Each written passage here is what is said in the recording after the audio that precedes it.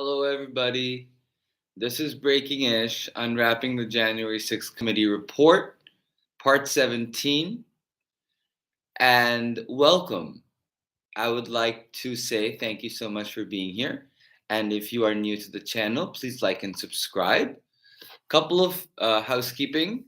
I am back to my "the world is ending" hairdo, and you might see my dog in the background. It is a bull mastiff. Somebody asked me if it was a boar bull. It's a bull mastiff, which is a kind of a mastiff, and he's currently in a sullen mood because uh, it's hard to tell why he's in a sullen mood at the moment.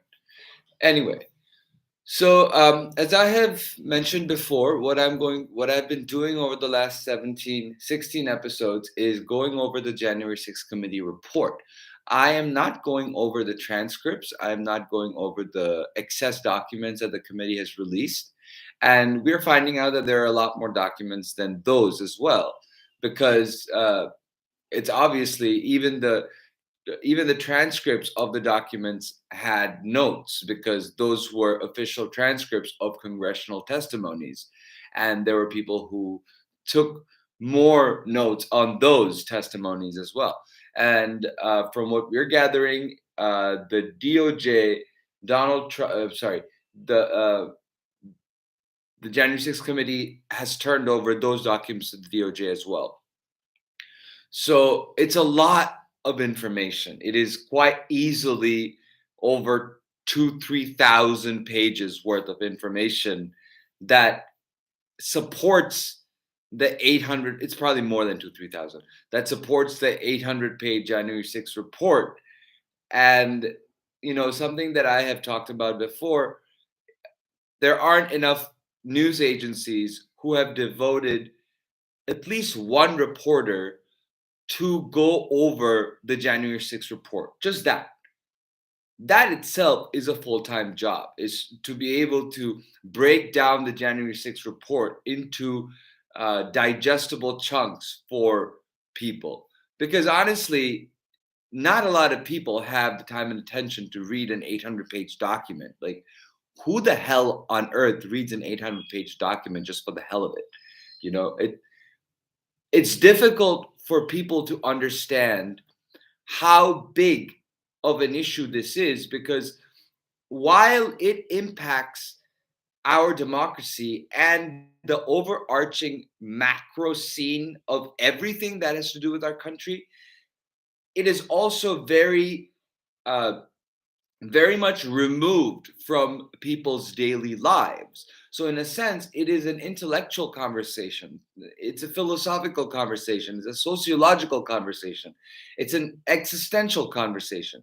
And these are the conversations that most people don't have time for, or they say they don't have time for. But I believe that unlike any other time in our living memory, it is important for us to reassert our faith in our democracy. And one way of doing that is to go over this report and identify and imprint into our minds the people who sought to attack and destroy the republic that enables the free market system that we so worry about on a day-to-day basis, which was they just tried to destroy the country where the dollar is, where the almighty dollar is. And even to this day, the Republicans are playing footsie with the debt ceiling with the full faith and credit of the United States government and the value of the dollar.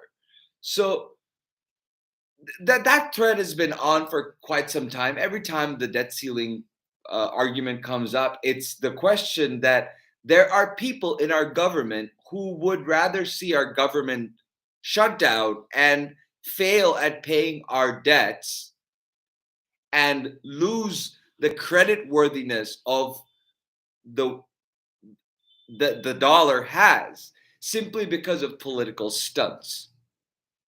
And that has now exaggerated, and that has now developed into this cancerous, excuse me, militant far right ideology that would put revenge and vengeance politics at such a place that they would bypass the importance of maintaining the legitimacy of our government. And all this is to say that these conversations may be philosophical, ideological, but being aware of them for the ordinary citizen is incredibly important when they go to vote. And we can't expect, nor can we uh, hope that anybody would get all of this information right a month or two before the election. And that'll be sufficient for them to make an informed decision. You know, the far right and conspiracy theorists like Alex Jones and Steve Bannon continue their inundations and their false premise stories and their false equivalencies every single day, whether there is a certification of a vote or a debt ceiling or not. So I feel that you know, people, ordinary Americans, need to take it upon themselves to at least find ways to learn a little bit about the existential debates and the ideological debates and the philosophical debates, because it might not impact you on a day-to-day basis, but it will inform you when you go to vote. And that vote is important. You know, Lauren Boebert won by 500 and some votes. 500 and some votes separated Lauren Boebert, and it was an extremely conservative district. And so I commend the people in that district, the Democrats in that district, who were informed, and he got the votes out. But that's 500 votes. If sufficient amount of people were engaged, we could have gotten those 500 or so votes. The Democrats could have. And it's difficult to, I want to clarify something here. You know, and and it might take some people aback a little bit, but I want you to think. I have been a lifelong Democrat, okay? From as long as I have voted Democrat. But it's not necessarily because I like the Democratic Party. It's because the issues that they take up, the causes that they fight for, they rhyme with my ideology. There are Republicans who are great leaders. And maybe there will come a day when there will be a Republican leader who I would vote for if their stance on issues were in line with mine. Because I mean, there are certain far left issues of progress which I find to be amazing dreams but unattainable realities. And if there was a moderate Republican who favored my conservative fiscal policies and also embraced my liberal social policies, they would be more appealing to me. And I mean conservative, I don't mean Republican or MAGA or far right. Then there would be a far left leader who would have nothing to do with moderation and would continue headstrong and blindly to pushing for ultimate progress all the time and never compromise on moderation. And that's important to understand because I believe that moderation and compromise are two of the words that people shy away from when talking about politics. But moderation and compromise are the two things that politicians need more than anything else in order to govern. We don't want a ruling party, really. We want a governing party. You know, we need to get this thing out of our heads about ruling. You know, it's rule gives an idea of, in my mind, of imperialism. You know, it's of ruling over people. But in an egalitarian democratic society, it is not ruling, it's governing, it's governance. It's governance for the people. It's not ruling of the people. There's some of the things that I learned growing up from my family members who were into politics is that it is governance. It's not ruling. We can't rule over people if you want to be an egalitarian society. So, um, I don't know. I kind of went on a tangent here, and I'm gonna go back, and the whole tangent was to explain why I keep reading these things every day. Is because if even one person or two people, I have some dedicated followers who follow me, and I appreciate them a lot because they every day they find something from these readings that pique their interest and that explains to them a certain part of the uh, January 6th report that they otherwise wouldn't have picked up on. And that's what I want to do. And that's what I wish more people would do is, yeah, you can talk about George Santos and we can talk about the mess that the GOP House is in. But is that really informing the American people about the attack that happened and the threat that continues? I don't think it does. Maybe we should consider that when we flood the media with only George Santos and what a mess the GOP is.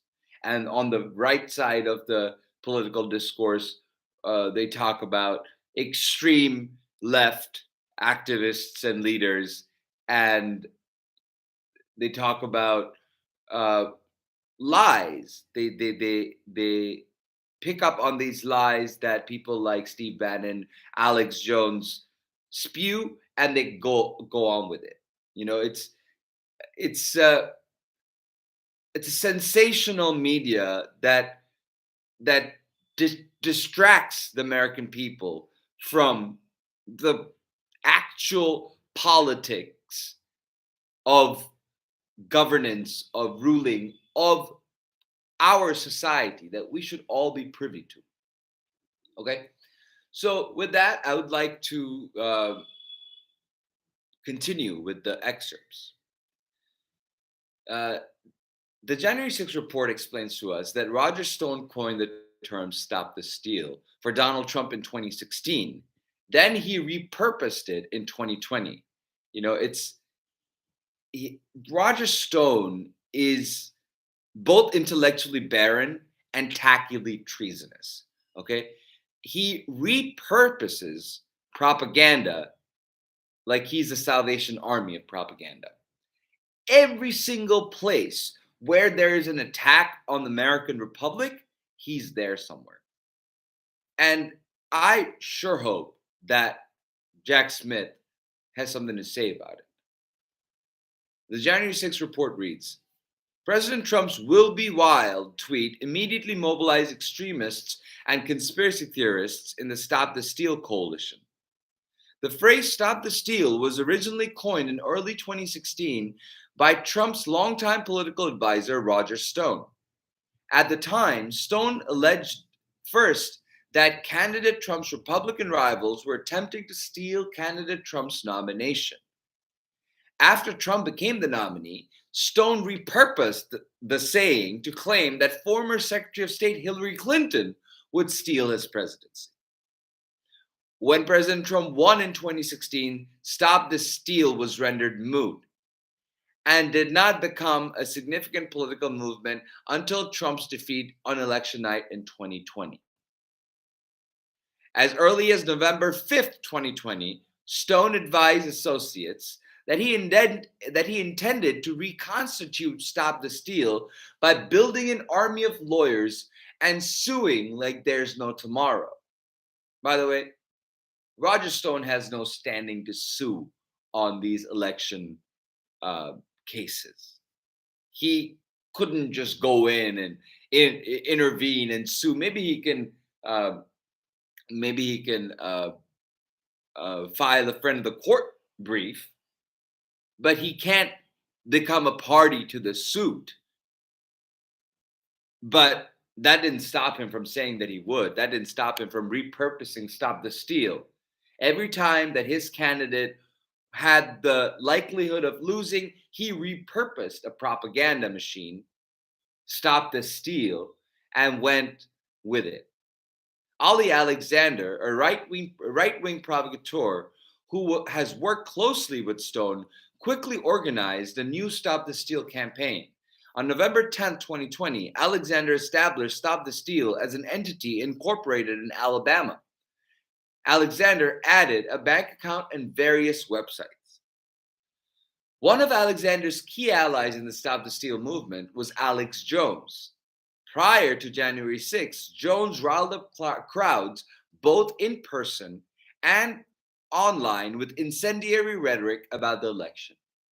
Jones's InfoWars was also a platform for others in the election denial coalition. For instance, both Enrique Tarrio and Stuart Rhodes had multiple appearances on InfoWars, including between Election Day 2020 and January 6th, 2021. These names keep coming up, right? These names keep coming up, and they keep on swirling on the same conspiracies. Mind you, Stuart Rhodes has been convicted of seditious conspiracy against the United States, along with Kelly Meggs. Mind you, Enrique Tarrio and the Proud Boys are currently going through trial for seditious conspiracy against the United States. 3 Oath Keepers members, Joshua James, Brian Ulrich, William Todd Wilson, pled guilty to seditious conspiracy against the United States. So as it stands now, there are 5 people who were already been either convicted or pled guilty to seditious conspiracy against the United States. And there's a second round of Oath Keepers cases going on for seditious conspiracy, and there is the Proud Boys trial for seditious conspiracy. And those are the people who went to Jones's InfoWars platform and peddled these election denial lies.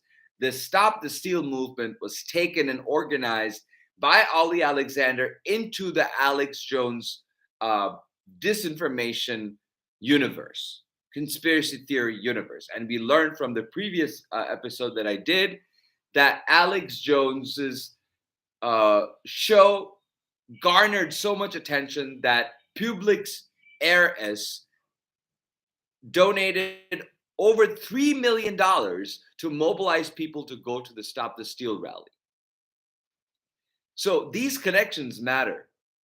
These overt acts after overt acts after overt acts matter.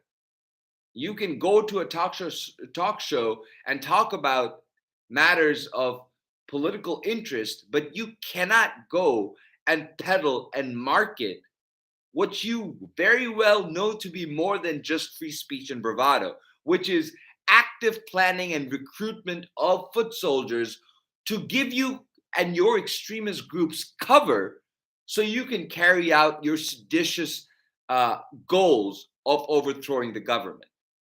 Because a majority of the people who went to these rallies were riled up, duped, brainwashed, inundated for months on end about these lies that weren't the case, simply because these people trusted Alex Jones, Steve Bannon, Roger Stone. These people trusted Roger Stone, Alex Jones, Steve Bannon, and they relied on that, and they went there. And a lot of them broke the laws, and a lot of them ruined their lives because of it. A lot of them incited violence because of it. Could these people, could Alex Jones, could Steve Bannon have reasonably seen that their incitement could lead to violence? Of course they could. They were aware of the people that they were armed. They were aware that the people were armed. They were aware that Stuart Rhodes and Enrique Tarrio were leaders of extremist conspiracy theory, extremist militia groups. They knew this. They knew that the the ploys of the fake electors and the vice president changing the outcome at the very end, these were non-starters, but they still went on with it anyway. That establishes corrupt state of mind. That establishes criminal intent. And that speech that is intended to incite violence and highly likely to incite violence is not protected speech under the First Amendment of the United States Constitution, per Brandenburg v. Ohio. Birds of seditious feathers flock together, thanks to Roger Stone, Ali Alexander, and Alex Jones. And there's also Nick Fuentes. After the 2020 election, Alex Jones and other Stop the Steal organizers held rallies across the country to protest fictional claims of voter fraud. These events provided an opportunity for radicals and extremists to coalesce. The Proud Boys, the Oath Keepers, the Three Percenters were all attendees. QAnon adherents were well represented. So too were white nationalist Groypers and their leader, Nick Fuentes. Donald Trump incited and encouraged his flock for weeks before the insurrection.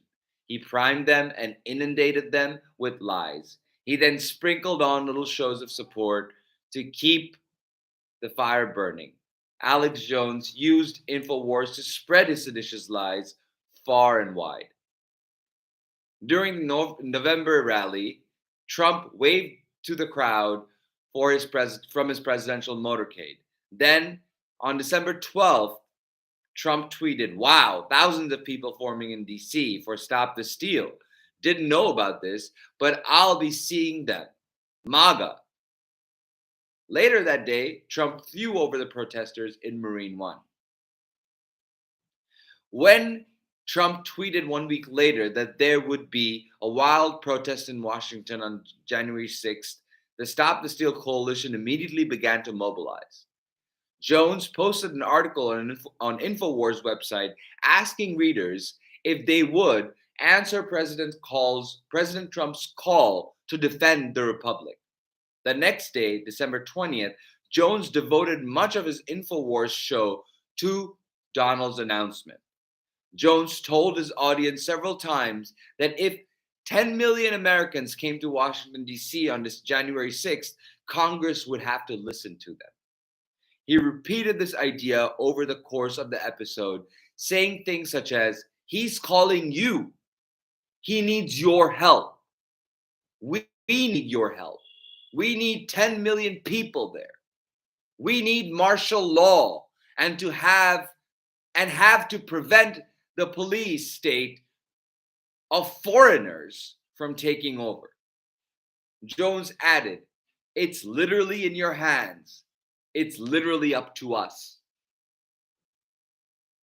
None of those statements were true. Well, maybe one. He is calling you. Yes, he was calling you. He needs your help. He doesn't need your help because there's no help that you can provide other than voting for him. We need your help. Yeah, the seditious group needs their help. So it's kind of not all false. We need 10 million people. Thank God there weren't 10 million people there. We need martial law. Well, I mean, we heard about martial law from the Oath Keeper seditious conspiracy trial, right? What gave Stuart Rhodes the idea that Donald Trump would declare martial law and deputize the Oath Keepers to be the peacekeepers in Washington, D.C. on January 6th? That is a question I'd like answered. And to prevent the police state of foreigners from taking over. What police state of foreigners is he talking about? What propaganda? The same propaganda that Vince Haley was peddling to Donald Trump right after the election and even before the election about Beijing and Paris controlling, about socialist propaganda, about how Republicans had to make it a red state. It had to be a Republican operation. That sounds partisan to me. That sounds cultish to me. That doesn't sound like an outside operation. There's no evidence to this day of any outside government or entity impacting the 2020 election. And that includes Russian disinformation per a news article and a study that was done, I think it was by New York Times, that while there was influence campaigns by Russia, it is difficult to determine if they had any meaningful impact on the outcome of the election. Uh, the report said something to the effect of it had an impact on the very insulated far right population, the people who were already radicalized and far right. So a lot of the people who went to the Stop the Steal movements, they were likely influenced by it. But the people who voted in large swaths were not influenced by it. And perhaps that was what the Russian government wanted, you know, is all of that energy spent to inundate, brainwash, target a small group of people and make it so widespread and make it so broad that it couldn't be pinpointed to them. Again, that's a point of speculation for me. It's important for people to point out what is factual, what is on the record, what is an analysis based on the record, and what is speculation. I don't think a lot of people do that. I think it's important to do that. What Donald Trump, Alex Jones, Steve Bannon, and the rest of them did was a tacit form of militant recruitment. Donald is a master manipulator who knows how to draw anarchists into the fold. Then he uses them both as shields against liability and as foot soldiers for his various crimes. The report reads, during the presidential debate on September 29, 2020, President Trump was asked to disavow far-right extremists, including the Proud Boys. The president did not explicitly condemn the group. Instead, he seemingly endorsed their mission. Stand back and stand by, Trump told the Proud Boys before adding, but I'll tell you what, somebody's got to do something about Antifa and the left. Trump's words electrified the group, injecting new life into their recruitment and activities. According to Nick Quested, a filmmaker who spent significant time with the group and testified before the Select Committee, the Proud Boys had found their savior in President Trump.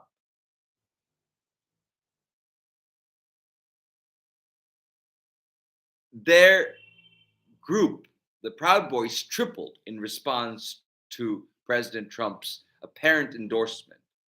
According to Jeremy Bertino, a Proud Boys leader who has pleaded guilty to seditious conspiracy in relation to January 6th. So there's another one. I missed that one. So there's 6 of them now. Similarly, Enrique Tarrio and other Proud Boys members, George Meza, testified to the Select Committee that the president's comment was a pivotal, energizing moment. The group started selling merchandise with their new Stand Back and Stand By slogan the very same night. So, I mean, his mobilization with the Will Be Wild tweet was, and we've gone over this part of this idea of what happened with the Proud Boys and the Stand Back and Stand By many times, and that it's coming up now in the Enrique Tarrio seditious conspiracy trial, that was a mobilization call. That was a call to arms. He was animating a shadow army for months. He knew that the electorate was against him. And even with heavy gerrymandering, Donald had no chance. The only way to keep power was upending the rule of law and our Constitution. And so they began to recruit extremist anarchists. After the Will Be Wild tweet, the Proud Boys mobilized their resources to prepare for the insurrection. The Proud Boys began to reorient and formalize their operations to focus on January 6th after President Trump's December 19th tweet, inspired in part by Bertino's stabbing The Proud Boys centered their new hierarchy in the group's chats at. Sorry, ugh, pardon me. Let me start this over. The Proud Boys began to reorient and formalize their operations to focus on January 6th after President Trump's December 19th tweet. Inspired, in part, by Bertino's stabbing, the Proud Boys centered the new hierarchy in group chats and used terms such as Ministry of Self-Defense. All right, Hogwarts. However, the words self-defense were misleading. Enrique Tarrio and others would soon go on the offense. And the Ministry of Self-Defense served as their organizational scaffolding for the January 6th attack. On December 20th, Tarrio established a national rally planning committee and created the encrypted MOSD chat to organize their activities. Tarrio added Proud Boys leaders from across the country, including several who played lead roles in the violence in January 6th. The ensuing weeks, the Proud Boys traded equipment recommendations, shared maps marked with law enforcement positions, and established command and control structures. A separate encrypted chat named Boots on the Ground was established for foot soldiers who would be in DC on January 6th. The Proud Boys' planning for January 6th was a significant step in the group's evolution.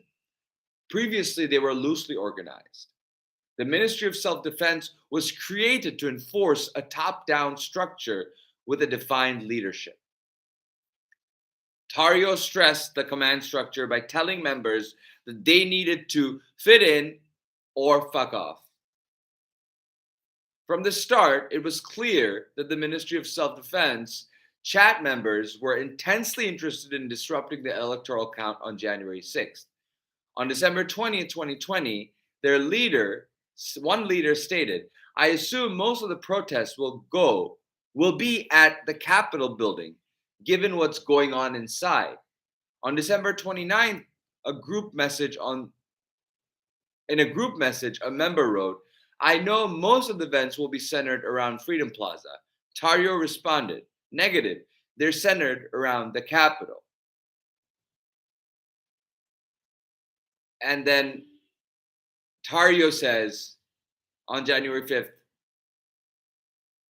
Tarrio was discussing with Proud Boy leaders a tactical plan for the following day. Their objective was to obstruct, impede, or interfere with the certification of the Electoral College vote. Moreover, Donahue understood that the Proud Boys would pursue this with use of force and violence in order to show Congress that we the people were in charge. On January 6th, Charles Donahue understood that two of his fellow Proud Boys leaders, Ethan Nordine and Joe Biggs, were searching for an opportunity to storm the Capitol. This is before, right? So they knew before the attack that they were going to storm the Capitol. Jeremy Bertino, the Proud Boys leader who was stabbed on the night of December 12th, later told authorities that his fellow extremists plotted to stop the peaceful transfer of power.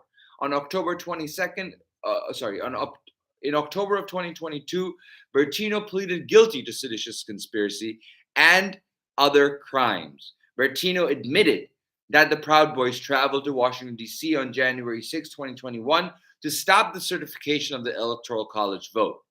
They were willing to do whatever it would take, including using force against police officers and others to achieve that objective.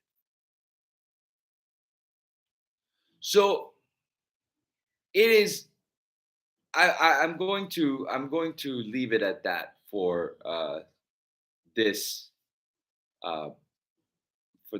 episode, because it has already been quite some time and I've gone on for quite some time. Hey, 78 Holiday. Thank you for being here. I don't see any questions. So, a lot of what I'm reading may sound repetitive because a lot of what I'm reading has come up before, but a lot of it hasn't. There are certain connective tissues here that we didn't really know about. Like the coordination and how smoothly and seamlessly Donald's fake elector plan and his seditious planning and implementing was seeped in and sort of sent out through the rungs of power to Alex Jones and Steve Bannon and Stuart Rhodes and Enrique Tarrio, and they were all kept at an arm's length from Donald Trump, because directly involving himself in anything that didn't involve his chief of staff then burning those notes in a White House fireplace would implicate him directly. And that's why I suspect it is taking so much time for the DOJ to bring a case against Donald Trump, because not only has Donald been destroying evidence for the last 2 years, his people have been destroying evidence, and they were doing so during transition. Donald's been flushing it down the toilet. Mark Meadows has been burning it at the fireplace. God knows who else has been doing what else with them. But even without that, even without all of the information that they thought would incriminate them, that they destroyed, there is still more than enough information for us to see these links as clear as day, for Jack Smith to connect these dots and pursue these leads that the committee has unearthed. A lot of these people are already in the sights of the DOJ. The names that I read today, Jeremy Bertino, he pled guilty to seditious conspiracy. Stuart Rhodes got convicted of seditious conspiracy. Enrique Tarrio is standing trial for seditious conspiracy. And a lot of this information that I'm reading now will come up again at his seditious conspiracy trial, where at opening statement, they have blamed Donald Trump. And it's, blaming Donald Trump for their crimes will not absolve the Proud Boys of their responsibility and their liability for committing seditious conspiracy against the United States. But it definitely ropes Donald Trump into another seditious conspiracy trial, because he came up in the Oath Keepers and Stuart Rhodes seditious conspiracy trial as well.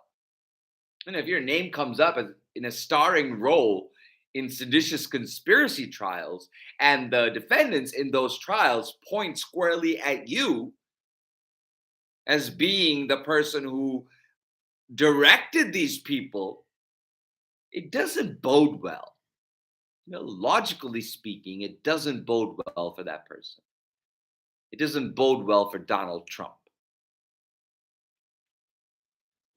Hey, advocacy email. Thank you for being here. One of my pups passed away last year, so I only have one, and he's napping. I will talk more about the one that I lost soon. Let's see. Bannon, yes, Bannon is still running his mouth, and I want to point something out here that you brought up, the thing about Brazil moving swiftly. A lot of the countries are. Oh, I'm sorry to hear that, advocacy. I want to clarify something here. Brazil and other countries where they were uprisings, and sort of they were mimicking January 6th, the insurrection. A lot of them have moved faster. They've moved swiftly. They've moved more expeditiously, and I can't comment on them. And I think that we should be a little careful when we jump to conclusions about how their countries operate versus how our rule of law operates. Of course, Bannon was involved in Brazil, and Brazil has to take that up. It's up to Brazil to decide whether they want to seek extradition of Steve Bannon for inciting violence in their country. That's not up to the United States. It is up to the United States to follow the rule of law and follow the deliberative process of the rule of law that the United States follows. And while I don't think that it should take 2 years, I explained to you briefly, and I have explained many times before why it's taking so long. Donald's White House staff, chief of staff, burned documents. He uh, flushed documents down. In the 2 years that this investigation has gone on, do you think that they only burned and flushed documents once? So then you have the roadblocks that they put up. Donald Trump sues at every chance that he gets. And even the trials of the Oath Keepers and the Proud Boys, you see them being obstructive. You see the Proud Boys defense coming out and attacking the jury that was impaneled by voir dire procedures before the trial even starts. And the comparison he made was just so repulsive. I'm not going to.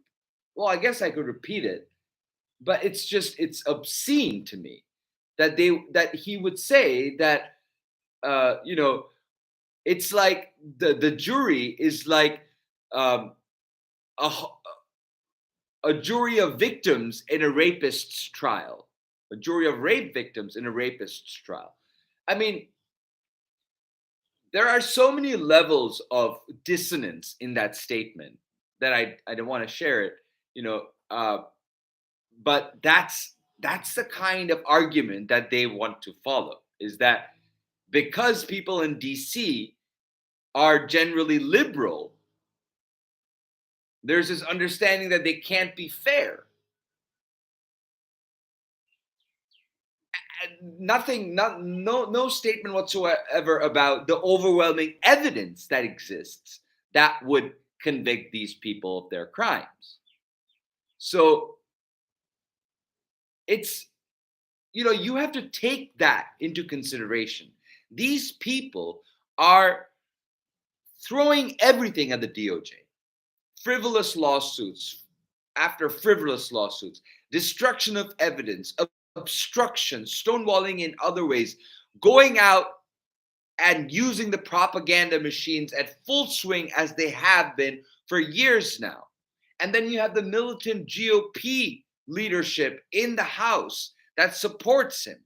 Now they want to impanel a subcommittee that would interfere in DOJ ongoing criminal investigations. And I've talked about this in the previous episode. They will fail. But what that will do is throw a wrench in. What that will do is pull the handbrakes up when DOJ is driving full speed. And that is why the DOJ has to be very careful and deliberative in ensuring that there are no snags on the trial when the trials finally get going. And as difficult it is for me to say be patient, I think we should still be patient. But as I mentioned before, remember, and I asked Glenn Kirshner about this, and he was kind enough to answer that whether waiting too long would weaken the case. And Mr. Kirshner said, yes, it would, because the longer it takes after law enforcement and investigators find probable cause of a crime afoot, the longer they take after that finding of probable cause, it weakens their position that it is an urgent case and the defendant is a danger to society. And it strengthens the case that the defense would have in saying that there is no urgency here, like the DOJ has been saying. Our client is no danger to society. There's if they were, why did the DOJ wait so long to bring the case? All the while they are obstructing and burning evidence and throwing out motions after motions, frivolous motions. They're doing all of that, mind you. But it's not going to stop them from arguing at trial that they weren't given these other leeways. So that's why you see Jack Smith moving categorically. And I believe Jack Smith is moving at such a pace that, and with such deliberative thought, that only thing Donald Trump can do right now is attack Jack Smith and his family. And that's not going to end up anywhere. That intimidation is not going to work on Jack Smith and the DOJ. If anything, it's going to backfire. Anybody who asked me where my dog was, there he is, upside down. He likes to sleep with his hands up in the air, just like he doesn't care. Let me see any more questions. Yes, Ohio is a very special place. Oh God, but I love Ohio. Like Ohio has Columbus, Ohio. I love Cedar Point, and one of my foundational uh, sort of literary figures named Samuel Stewart, who got me reading and writing, and started this experiment that I'm still continuing today, is from Ohio. So is Neil Armstrong. So Ohio, it breaks my heart to see Ohio being in such a rut and being in the throes of extremism right now, because Ohio is a very special place. Ohio has given birth to some Americans that have changed the world. And I love Ohio. I love every single state of my country. I've traveled through so many states in the United States of America, and people are great everywhere. If you don't brainwash them, if you don't inundate them, if you don't turn them against each other, Americans are good people. We help each other. Community, there's a sense of community in America that you don't see in other places. I've lived in two countries. I've traveled a few countries, but I've lived in two countries, in India and in the United States. And as individualistic as Americans may be, the sense of community, the deeper lattice that holds us together, that understanding is old and is caked into and baked into our bones. We care. And what the far right, what the extremists want us to do is not care. What they want us to do is to divide ourselves, is to feel lonely, to feel isolated, to feel that you are being attacked, to be fearful. And that just isn't America. That isn't American. If anything, we are headstrong. If anything, we stand up for the weak. That is our legacy. And these people are exporting conspiracy theories to other countries from our shores. And history does repeat itself. History does repeat itself. It rhymes. And we have a chance of changing that rhyme to be able to not fall into that narrative again. We have that chance. Today we have that technology. When Maddow's Ultra, when that story happened, you didn't have the internet. I couldn't, from the other side of the world, communicate with all of you in real time. This gift that we have, we must use to the benefit of ourselves and of our collective. Because if the collective falls apart, we definitely will become alone. We will definitely be exposed. And that's what people who attack our democracy want. They want us to isolate. They want the American Republic to weaken. They want America to not have a say in global issues. They want our influence to wane. And there are Americans, sadly enough, who would go right along with it as long as it fills their coffers, like Donald Trump, like Steve Bannon, like Alex Jones, like Roger Stone. And it is up to us, each of us, to ensure that that doesn't happen. Hey, Deb, thank you for being here. So, with that, uh, I would like to thank all of you. 78 Holiday, Advocacy Email. I don't know any of your names, but I'm not gonna ask your names because it's a privacy matter. If you're comfortable with it, do share it. Uh, but Advocacy Email, thoughts on Santos? Honestly, not really, other than the fact that he needs to go. I don't want to waste my time talking about him. He doesn't deserve my time. He doesn't deserve your time. He deserves to resign. There are a lot of questions, and those questions need to be answered by investigators. The FEC is investigating already.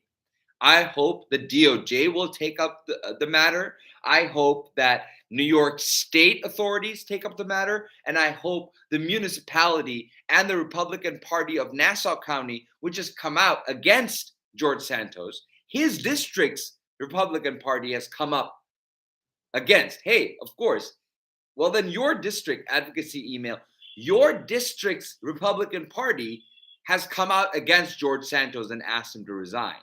And Kevin McCarthy still won't ask him to resign. So you see that I don't want to talk about George Santos. I don't want to talk about Kevin McCarthy's antics. I want authorities to pay attention to them. I want those investigations to happen that reveal the sources of money that they're coming from. Then I'll talk about them. Right now, talking about them and wasting my breath talking about their crimes takes away from safeguarding and making other people understand what Donald Trump and his co-conspirators did. This is a new can of worms, George Santos and the GOP House. Their folly will be their folly, and it will be news when that news comes out. I just don't want to sensationalize it. I don't know about Italian money. I don't know about Russian money. I want the authorities to tell me that this money was there. I want to keep myself away from speculation. I want to keep myself away from these funding sources. You talk the funding source that I know of from the report, from the January 6th report, is Publix heiress spending $3 million to organize the Stop the Steal rally. That's a pretty big thing. A private citizen organizing a subversion rally that turned into an insurrection at the behest and upon being convinced by Alex Jones, who was playing the seditious game with Donald Trump from the very beginning, who even led people to the Capitol on January 6th. And also, another side note, my whole mission to be on YouTube and on Twitter right now is to focus on Donald Trump's crimes against our republic. That involves the January 6th insurrection and the seditious conspiracy for which I think he is guilty. My analyses are honed in on those. I don't go and I don't dilute myself simply because it is so sprawling to go after corruption and comment on that in general. And I, for one, have been warning Americans and anybody who will listen about Donald Trump's seditious conspiracy since November 10th of 2020. It has been 2 years and 2 months since I specifically warned about Donald Trump's seditious conspiracy. When Enrique Tarrio was visiting the White House on December 12th, 2020, I was recording my second seditious conspiracy warning. Okay. So I am honed in on the seditious conspiracy. I am honed in on the attack on my republic. I am honed in on Donald Trump's attack on my republic. And I have been honed in on it from the day he declared war on our republic.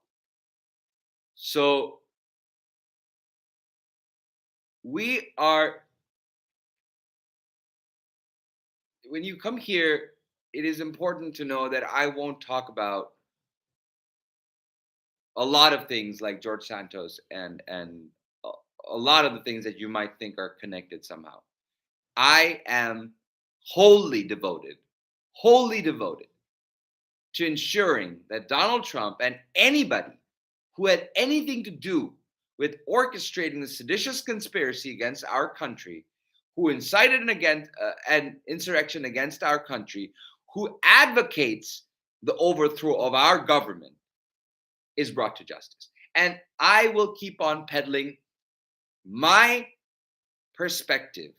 I will keep on informing whoever will listen about this topic. The other things are ancillary. The other things, to me, are distractions. So I just,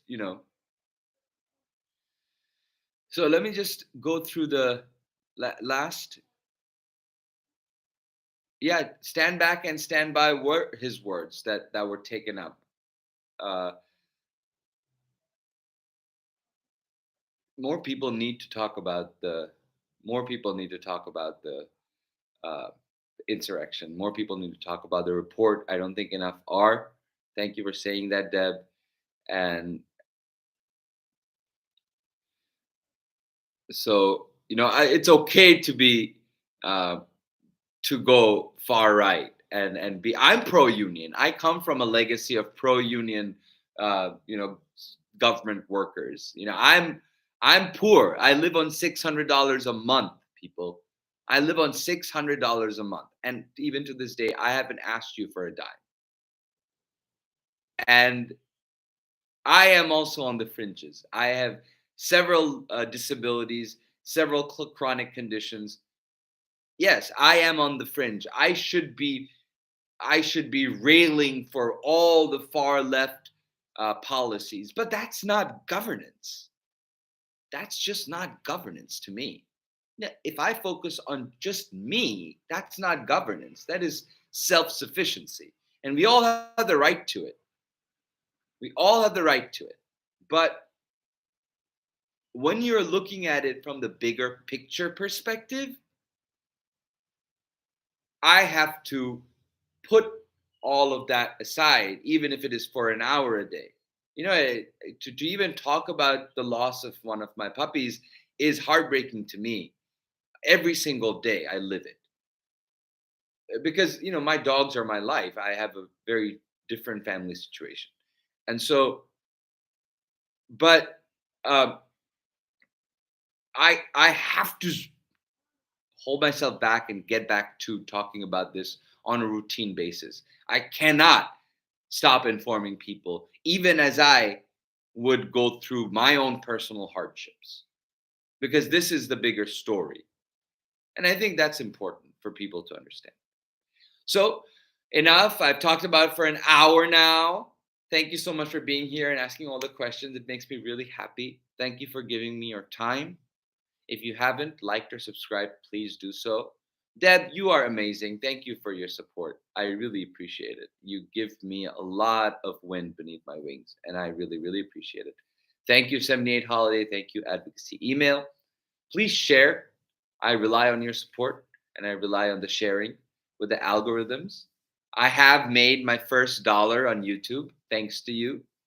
And Deb, thank you for the pledge on Substack. I haven't set that up yet because I have no idea how to do that. So once I do that, I'll let you know. Advocacy email JR, thank you so much. I will do my best to remember JR. John Holiday.